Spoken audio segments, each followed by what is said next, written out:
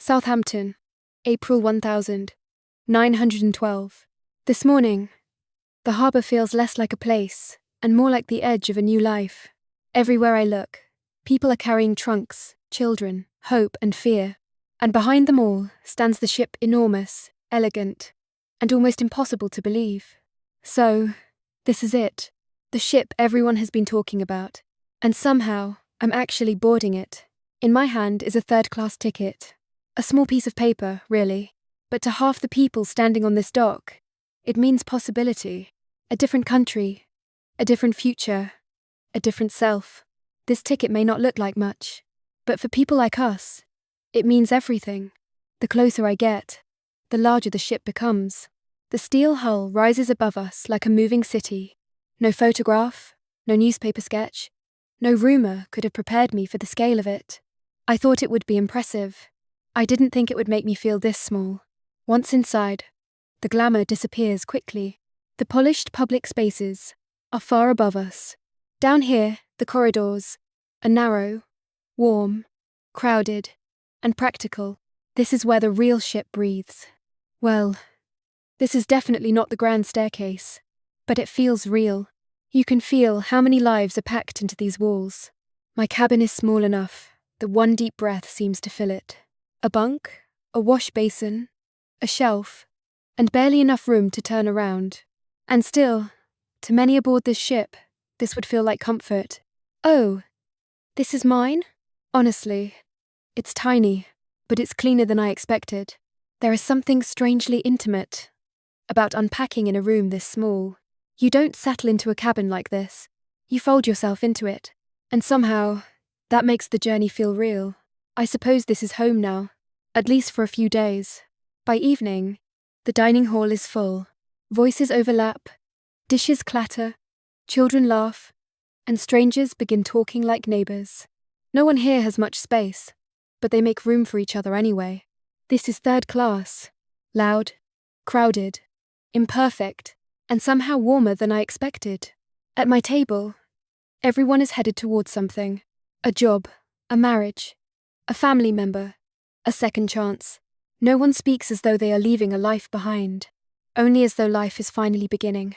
They all talk about America, like it's waiting for them personally, and maybe that's what hope sounds like. Later that night, music spills through the common room. For a little while, nobody is poor, nobody is afraid, and nobody is in transit. They are just alive, and for one night, that seems enough. I didn't expect dancing. I didn't expect this much joy either. But I am not here only to observe. That is the lie I've been telling with my smile. The truth is heavier than that. I came aboard with a purpose. There's something I haven't said yet. I'm not just here to travel. I need to see more of this ship, and I need to do it before tomorrow night. The sea looks calm in the late afternoon. Too calm, the kind of calm that feels complete, until you begin to mistrust it. Above me, the upper decks shine with quiet luxury. Below, the Atlantic stretches dark and endless. From out here, everything feels peaceful. That's what makes it frightening. There is a barrier between their world and ours. You can see it in the carpets, the posture, the silence, even the way the light falls. First class isn't simply wealth. It is distance carefully protected. I want to see what they see.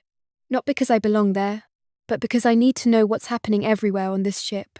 Back in my cabin, the plan begins to feel dangerous. Folded across the bed is a borrowed dress.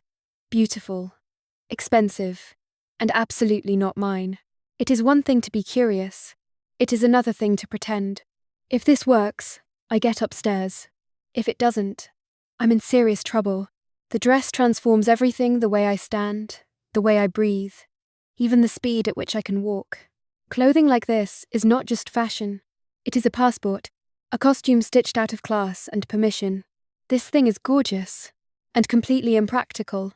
I can barely move in it. The first-class corridor is quieter than I imagined. The floors are soft, the brass gleams, and every sound seems filtered through wealth. I try to walk like I belong here. The trick, I'm learning, is not confidence. It's hesitation disguised as elegance. Keep walking. Don't look nervous. And whatever happens, don't run. And then I see it. The staircase. Not just beautiful theatrical, designed to make every arrival feel important. For a moment, even I forget why I came. Me God, no photograph could ever do this justice. The dining room glows with silver, glass, and low conversation. No one raises their voice. No one rushes. Even luxury has manners here. And yet, under all this grace, I can feel time slipping away. It's extraordinary. And somehow, the more beautiful it is, the harder it is to breathe. I step into the hallway because I can no longer pretend I am only sightseeing. Every beautiful room on this ship now feels temporary. Every laugh I hear has started to sound fragile. I know something is coming, and if I do nothing, then all of this becomes unbearable. At a small writing desk, I put the fear into words. Not elegantly, not perfectly, just urgently. A warning never feels dramatic when it's real. It feels clumsy and late. If there is even the smallest chance this reaches the right person, then I have to try. Now, every corridor looks the same. Every door seems one moment too far away. The dress slows me down. The ship feels larger than before, and urgency makes every polished surface feel like an obstacle. Captain, officer, anyone, please. I just need someone to listen. At last, I find him, calm, composed, perfectly certain of the order around him, and I step into that order, carrying nothing but fear and conviction. Captain, forgive me, but I need you to listen carefully. There is serious danger ahead tonight. Please reduce speed after dark. Please. He answers politely. That is almost worse than anger, because politeness leaves no room for panic, and panic is exactly what I am fighting. When he walks away, I am left standing in a hallway that suddenly feels colder than the sea outside. He didn't believe me, or worse, he believed that being warned was the same thing as being safe. Back in my cabin, my hands shake as I tear off the gloves, loosen the dress, and pull myself back into my own clothes. There is no more pretending now. No more curiosity. Only time. I've done everything I can. Now all I can do is wait. And pray I'm wrong. The night air is brutal. The deck is darker now. Quieter too. Some passengers stroll as if this were any other crossing. Some laugh. Some retreat indoors. And I stand here listening to the silence between the sounds. This is the part I was afraid of. Not the impact. The waiting. The horizon is nearly invisible. Sea and sky have become the same black line. This is how danger arrives at night, not dramatically, but almost politely. A shadow inside another shadow. There's nothing out there. And somehow, that feels worse. When it happens, it is not the violence I expected. Not a crash. Not an explosion.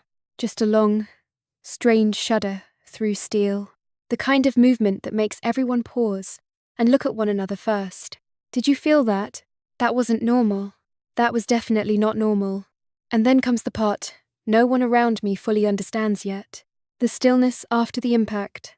The delay between event and truth. I look toward the dark water, and everything inside me drops at once. No. No. No. No. It started. Confusion moves faster than orders. Passengers gather in coats and blankets, asking questions the crew won't fully answer. The officers try to keep calm on the surface, but calm has begun to crack. Why are they bringing people up? Why are they uncovering the boats? Tell us what's happening. Now the lifeboats hang above the black water, like unfinished decisions. Too few, too small, and being filled too slowly. There is a moment when disbelief still competes with survival. This is that moment. They should be filling every seat. Why are they lowering them half empty? This is where the disaster becomes human. Not in the machinery, not in the ship itself, but here in the hands that will not let go, in the fathers stepping back, in the mothers trying not to look afraid. History is always colder up close. Please, stay together. No, I'm sorry. I'm so sorry. A lifeboat drops slowly into the dark below. Lantern light shaking across terrified faces. I watch it descend until it becomes almost nothing. And for the first time tonight, I feel completely powerless. There they go. And there are still so many people left. By dawn, the world looks drained of colour. The sea is pale. The sky is pale. And I feel pale inside too. There are moments in history that are too large to understand while they are happening. You don't process them.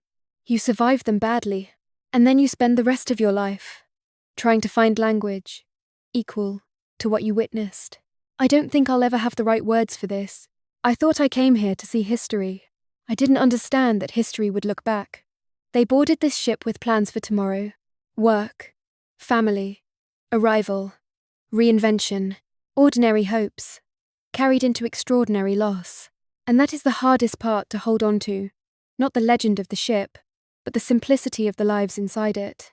They were never just passengers. They were people. And tonight, that matters more than anything else.